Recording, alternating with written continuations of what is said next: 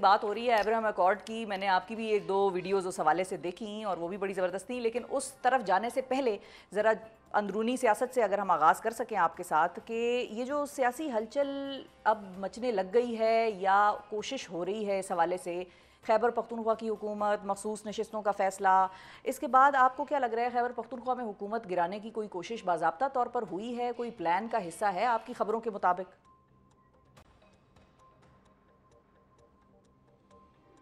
देखें, इसमें लग ये रहा है कि जो रूलिंग अलाइंस है उसके अंदर जो मुख्तलिफ उसकी जो मेंबर पार्टियां हैं उनके अंदर एक पार्टी जो है वो तो चाहती है कि खैबर पख्तूनख्वा में तब्दीली लाई जाए, लेकिन जो बाकी पार्टियां हैं और ख़ास तौर पे जिन पार्टियों की के साथ अली मीन गंडापुर साहब के ख़िलाफ़ तहरीक एतमाद कामयाब करवाई जा रही है वो अभी तक ऑन बोर्ड नहीं है।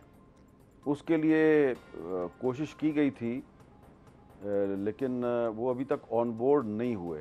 ख़ास तौर पे जो JUIF है, क्योंकि उनके काफ़ी मेंबरान हैं खैबर पख्तूनख्वा असम्बली में, और ये जो मखसूस नशस्तों का फ़ैसला आया सुप्रीम कोर्ट का, इसके बाद उनका भी नंबर जो है वो बढ़ गया है, वो भी ऑन बोर्ड नहीं है। ANP भी ऑन बोर्ड नहीं है, पीपल्स पार्टी भी ऑन बोर्ड नहीं है। अलबत्ता मुस्लिम लीग नून के अंदर कुछ लोग जो हैं वो कोशिश कर रहे हैं कि तहरीक अदम-ए-एतमाद के लिए कोई कंसेंसस कैंडिडेट जो है उस पर इत्फाक राय कर लिया जाए। मानेंगे वो नहीं, ये मैं आपको बता दूं, मानेंगे नहीं वो, लेकिन उनकी कोशिश तो चल रही है। लेकिन अली मीन गंडापुर साहब जो हैं उनके बारे में ये तासुर इसलिए पैदा हो गया कि उनके ख़िलाफ़ कोई कार्रवाई होने वाली है।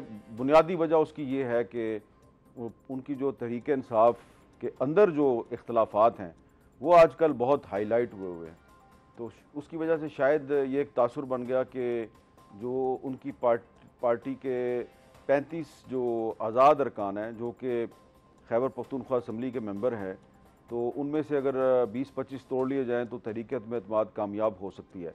तो उसमें मेरा ख्याल है कि होमवर्क सही नहीं था जो इस्लामाबाद में बैठ के सोच रहे थे अच्छा। कि तहरीक अदम-ए-एतमाद कामयाब की जाए। उनको ये नहीं था पता कि वो जो 35 हैं वो एक्चुअली इंडिपेंडेंट नहीं है। वो 35 जो हैं वो सारे के सारे जो हैं वो सुन्नी इत्तेहाद कौंसिल में शामिल हो चुके हैं, और सुन्नी इत्तेहाद कौंसिल जो है वो अगर उसके डिसिप्लिन को वो वायलेट करेंगे तो साहबजादा हामिद रज़ा साहब उनके खिलाफ कोई ना कोई लीगल एक्शन भी ले सकते हैं। अच्छा, तो फिर मीर साहब तो जब ये वजह है जिसकी वजह से। ठीक है, तो फिर मीर साहब अब एक और स्टेटमेंट याद आ रही है, जिस तरह से आपने बताया कि पीपल्स पार्टी, ANP, फजलुर रहमान साहब ये अभी ऑन बोर्ड नहीं है इस सारे प्लान के हवाले से, लेकिन अली जो गंडापुर साहब की हुकूमत है उसके जो एक और बड़े नाकिद हैं, बड़े सख्त मुखासमत रखने वाले गवर्नर खैबर पख्तूनख्वा, वो ये कहते हैं कि मेरे हाथ में 50 लोग हैं ऑलरेडी। तो वो किस पैराए में बात कर रहे हैं, किस कॉन्टेक्स्ट में कर रहे हैं, उनका कोई और होमवर्क हुआ है क्या? देखिए शफा साहबा, एक बड़ी मैं सीधी सी बात करूँगा, जब तक मोहम्मद अली सैफ अली मीन गंडापुर के साथ है तो गवर्नर खैबर पख्तूनख्वा के हाथ में 50 आदमी हों या 100 आदमी हों, मुझे नहीं लगता कि उनके ख़िलाफ़ तहरीक अदम-ए-एतमाद को कामयाब कराना इतना आसान होगा। क्योंकि अली मीन गंडापुर साहब जो हैं वो ठीक है, वो उनका ताल्लुक़ PTI के साथ है, लेकिन और बहुत सी जगहों पर भी उन्होंने अपने ताल्लुकात ठीक रखे हुए हैं, और उसका सबसे बड़ा सबूत बैरिस्टर मोहम्मद अली सैफ का उनकी हुकूमत का तर्जुमान होना है। बस मैं इतना ही कहूँगा, और गवर्नर साहब को चाहिए कि वो बैरिस्टर मोहम्मद अली सैफ साहब जो हैं पहले उनको तोड़े तो फिर मामला आगे बढ़ेगा। अच्छा, बड़ा ही की पॉइंट आपने हाईलाइट किया। वैसे तो हम समझ सकते हैं कि कोई भी अदम एतमाद पाकिस्तान में किस तरीके से कामयाब होती है, खास मखसूस उसकी सपोर्ट चाहिए होती है, लेकिन बैरिस्टर सैफ के ऊपर आपने खासा एक वो रखा है पॉइंट। अब लोग उनको अपनी पार्टी में भी खासा उस नज़र से देखेंगे, वैसे तो वो एक अलग नज़र से देखते ही हैं उनको, लेकिन अब और ज़्यादा उनकी उठने बैठने पर मज़ीद वो एक होगा उनके ऊपर। अच्छा, ये बताइए मीर साहब के फजलुर रहमान साहब जो अली अमीन साहब से बड़ी सख्त एक अगर हम इख्तिलाफ कहें या लड़ाई कहें, और अली अमीन साहब भी जब मौलाना के साथ बातचीत भी हो रही थी तो भी अली अमीन साहब की स्टेटमेंट्स उनके खिलाफ आते हुए रुकती नहीं थी, और मौलाना साहब ने हालांकि कुछ दफ़ा रिफ्रेन भी किया, उनके बारे में जवाब भी नहीं दिए, लेकिन अली अमीन साहब ने फिर भी अपने आप को जो है वो रोका नहीं। तो अपने बदतरीन दुश्मन को, सियासी दुश्मन को मौलाना साहब रेस्क्यू कर गए, ये हम कह सकते हैं? नहीं, ये हम बिल्कुल भी नहीं कह सकते। मौलाना साहब जो हैं उनका ये ख्याल है कि अली मीन गंडापुर साहब जो हैं, अगर उनको तहरीक अदम एतमाद के ज़रिए चीफ मिनिस्टरशिप से हटाया गया तो वो एक सियासी शहीद बन जाएंगे, वो मजलूम बन जाएंगे। तो इस वक्त उनका ये ख्याल है कि अली मीन गंडापुर साहब जो हैं वो न सिर्फ ये कि सूबे में बड़े अनपॉपुलर हैं, बल्कि within the ranks of Pakistan Tehreek Insaf वो बहुत ज़्यादा अनपॉपुलर हैं, वोटर भी उनसे खुश नहीं है।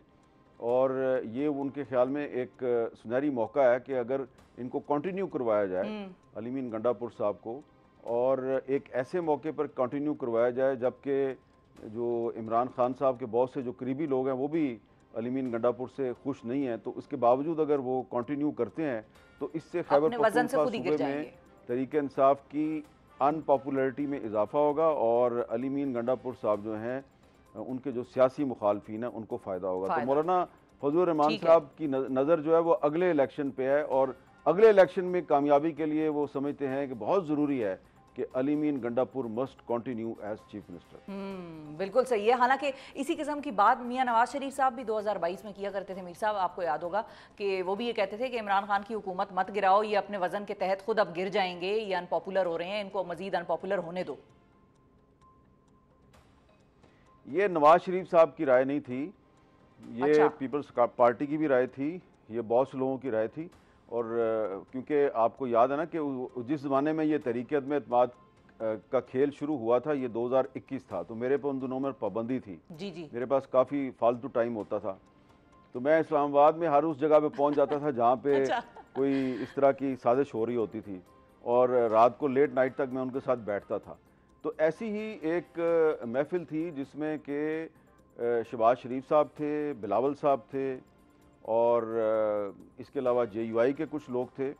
और मैं आपको ये भी बता देता हूँ कि उस वक्त शेख रुहेल असगर साहब जो हैं वो मुस्लिम लीग नून के MNA थे, तो उन्होंने एक खाने पे बुलाया हुआ था सबको, वहाँ पे उन्होंने मुझे भी बुला लिया। अच्छा।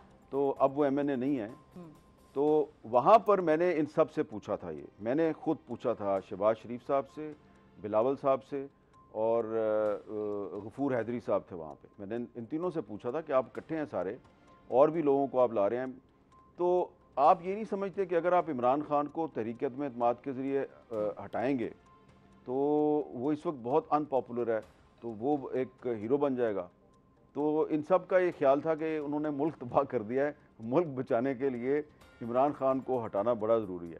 तो मैंने उनसे कहा कि देखें, बात यह है कि इतना तो मैं भी बेवकूफ़ नहीं हूँ, मुझे भी पता है कि जो जनरल बाजवा साहब हैं वो एक्सटेंशन लेना चाहते हैं एक और, तो एक और एक्सटेंशन लेना चाहते हैं, तो इसके लिए वो थोड़ा प्रेशराइज़ कर रहे हैं इमरान खान को, तो इसके लिए वो आपको इस्तेमाल कर रहे हैं। तो अगर आप लोग इस्तेमाल हो रहे हैं तो आपको लगता है कि इमरान खान साहब जो हैं वो इस तरीके से जनरल बाजवा साहब को एक्सटेंशन देने के बाद वो आपकी बात सुनेंगे? तो ये आए बाएँ शाएँ कर रहे थे सारे। तो नवाज शरीफ साहब जो हैं वो उस वक्त लंदन में बैठे हुए थे, और उस वक्त शाहिद खाकान अब्बासी साहब बहुत आ जा रहे थे उनके पास। बाजवा साहब और नवाज शरीफ साहब के दरमियान शाहिद खाकान अब्बासी साहब ने काफ़ी पैगाम रसानी भी की।